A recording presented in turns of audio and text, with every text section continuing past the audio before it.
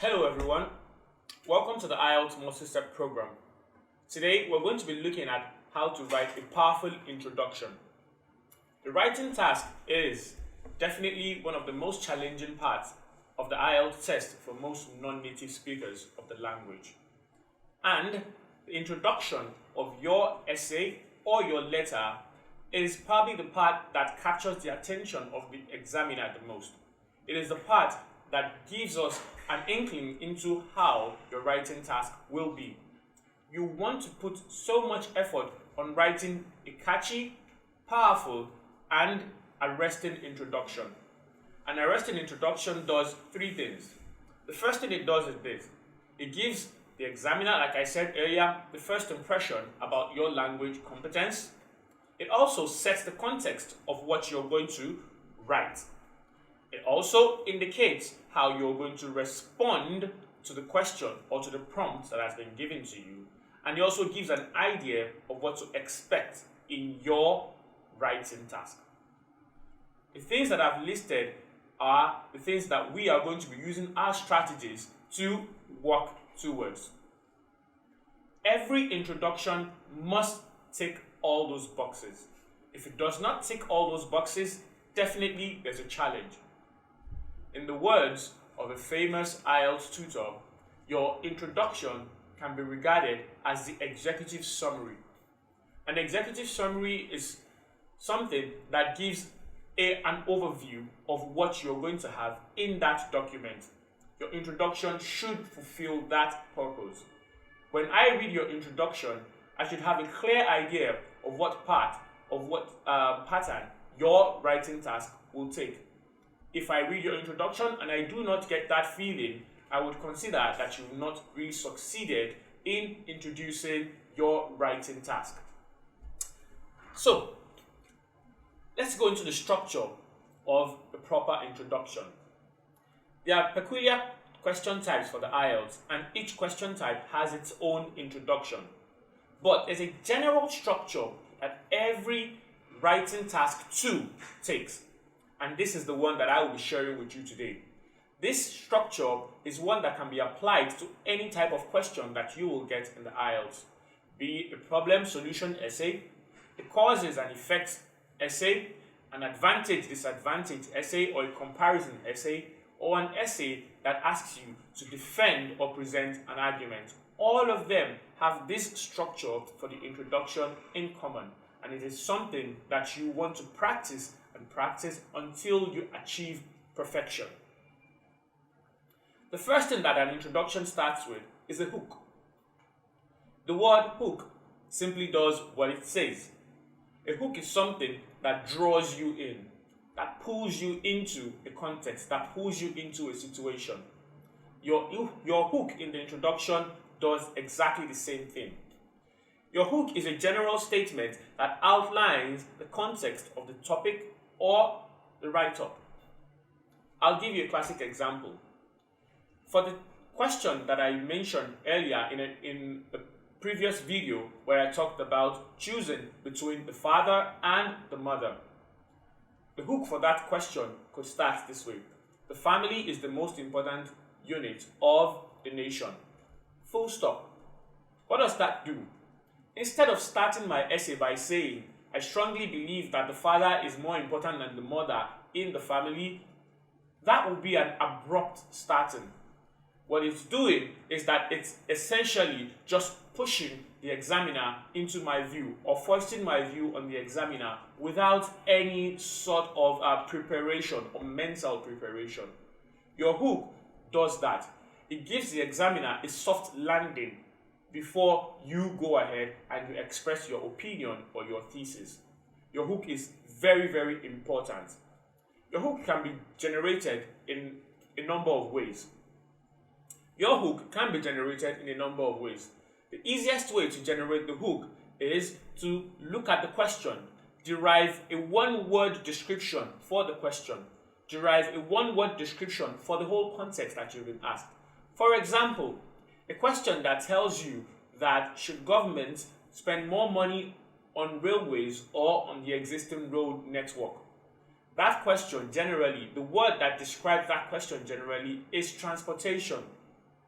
So if I start that essay with a hook that says that transportation is one of the most important aspects of human existence, I have given a hook for that question. Generating a hook should not be something that should keep you stuck. It should not be something that you should take so serious that it now disrupts the flow of your ideas that you're generating for the task. A hook is supposed to be easy, and you should make it easy. Another recommendation for generating the hook would be to use a quote. You could generate a quote, and that would be your entry point into the essay. Now, the first question people ask is this: what if I do not know a quote? What if I don't know anybody who has said something? And I would repeat this statement over and over in this program. The IELTS is not concerned about the veracity of your claims. Nobody is going to fact check you in the IELTS. The truth or untruth of your claims in the IELTS is not our business.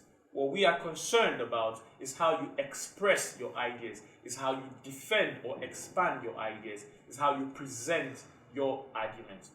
This is what you're looking out for. So if I start the essay that asks me about who the most important member of the family is, if I start that with this hook, if I say, according to world-renowned psychologist Dr. Lanre, families are made up of the mother and the father, as they both provide essential functions to the development of the child. Full stop. Now, this quote cannot be found in any textbook, and there's probably no Dr. Lanre anywhere who is a world-renowned psychologist. My name is Lanre, by the way. But what I have done is that I have generated a statement that builds up the context of what I am going to say. I've generated a statement that allows me to start strong, and that is what the hook does. It allows you to start strong. The next thing that you want to do after presenting a hook in your essay is to move to the next part. The next part of your structure is to rephrase or restate a question.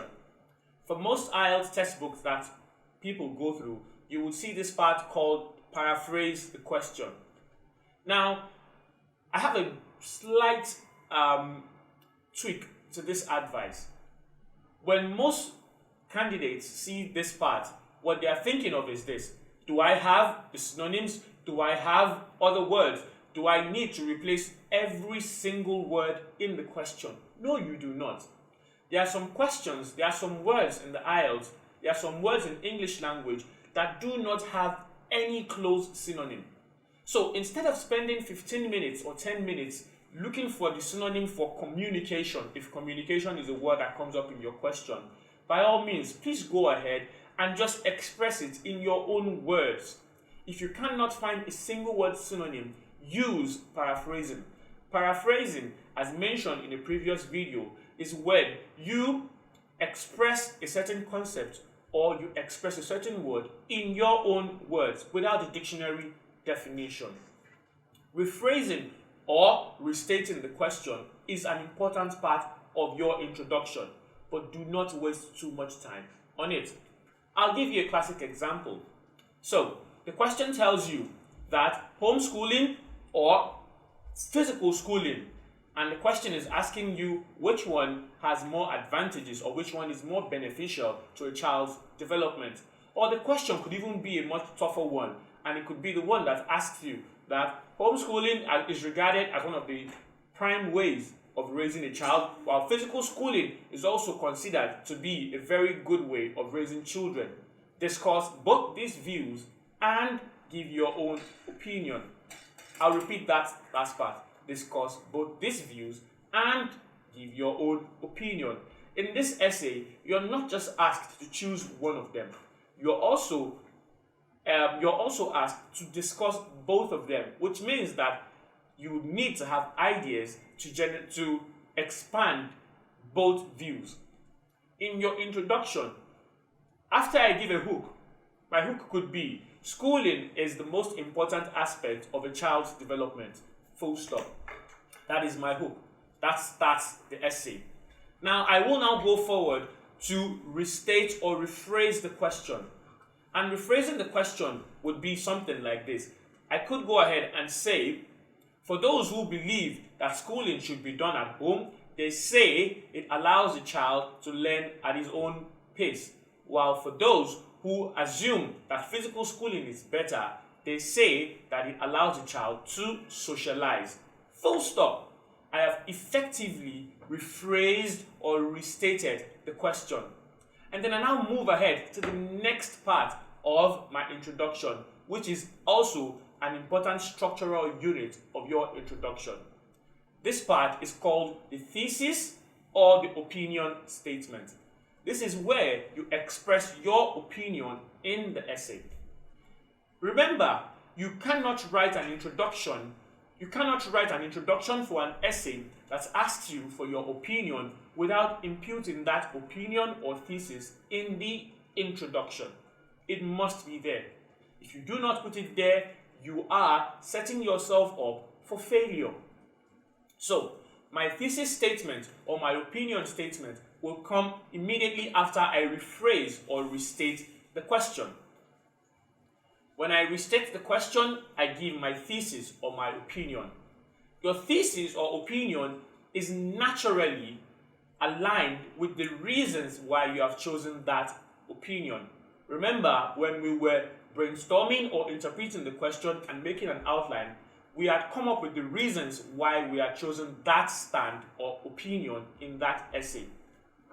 The reasons why you choose an opinion or why you choose a thesis is as important as the thesis you're choosing itself. So if you say that you believe that homeschooling is better, the first question you should ask yourself is, why am I saying that homeschooling is better or more beneficial for the development of a child? If I say homeschooling is better because it allows or it encourages personalized learning, that is my reason for my thesis. So I will go ahead and express it this way. In my opinion, I believe homeschooling is preferable because it allows the child have access to personalized learning. Your opinion or thesis must be expressed with the reasons embedded in it. What does that tell you? It means that your opinion or thesis statement will not be a simple sentence. It will be a sentence that has a subordinate clause. It is naturally a complex sentence. A subordinate clause is what you start with the because, is what you start with due to, is what you start with as a result of.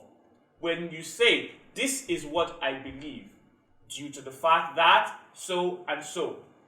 This is what I believe because so and so. This is what I believe because so and so. You must express your opinion or thesis statement with a because clause. When you do that, you move on to the last part of your introduction. The last structural unit in your introduction is what is called the outline or structure statement. An outline or structure statement is a statement that tells the examiner how you intend to develop your argument or develop your write-up. It's a simple statement that is derived from the question that is asked. The peculiar type of question that you're given is what will determine how your outline or structure statement is presented. For example, a question that asks you to discuss the advantages and disadvantages of a particular concept, your structure statement will definitely be, in this essay, I will outline, in this essay, I will discuss the advantages or disadvantages of this particular concept. If a question asks you to talk about the causes and the solution and the effect of a particular concept, what you will put in your outline statement will be, in this essay, I will provide the causes and also examine the effects of this concept or this idea. If you have a problem solution essay, your outline statement must reflect this. In this essay, I will discuss the problems that are generated by this concept and also prefer solutions that could be used to tackle it. Your outline statement is a sort of map or guide that tells the examiner what to expect when he's reading through your essay. It is an essential part of the structure of your introduction, and removing it automatically sets you up for a reduced score. Remember, your introduction is your executive summary. It must carry or touch on all the main things that you're going to discuss in your essay. For some people, they would say that your introduction should not be more than 4 to 5 sentences, but I disagree strongly with this. I believe that your introduction should be as long as you want it to be. This is the part that gives the examiner the first impression about your writing competence. If you take your time to develop a catchy and arresting introduction, chances are that the examiner will read your essay with a more favorable state of mind. I'll run through the structural components of the introduction once again so that everyone will be able to get it clearly, and I will point out what I believe is the most important part of this structure. The first part of the structure of your introduction is the hook. Immediately after the hook, what you have is either you rephrase or you restate the question. Please note the words that I've used. You either rephrase or you restate the question. Depending on which one is more convenient for you, please choose one of the two. Immediately after the restatement or rephrasing of the question, what you do is to present your thesis statement or your opinion statement. And like I mentioned earlier, your opinion or thesis statement is accompanied by the reasons why you have chosen that opinion. The logical question that would come up with that is, what if my essay type is not the one that requires me to give an opinion? The alternate thing that you can do in that part where you're supposed to put an opinion statement or a thesis statement is for you to go ahead to ask a new question, or to ask a question which you will go ahead to answer in your essay. For example, if I say that if the question tells me that the introduction of e-learning has affected education, what are the problems that this could generate, and what are the solutions to this? That is the question. In the part where I have my thesis statement or opinion statement, I could put in a question that says that I could start with a hook. My hook would be, education is an inalienable right for every individual. With the advent of technology, education has seen a lot of rapid changes that has affected the quality, the content, and the access to education. That is me rephrasing the question.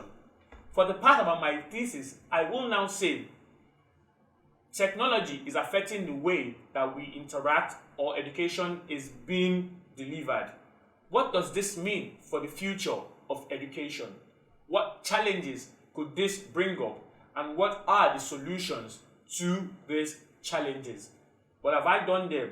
I have gone ahead to give questions that has set up the structure that my essay will take.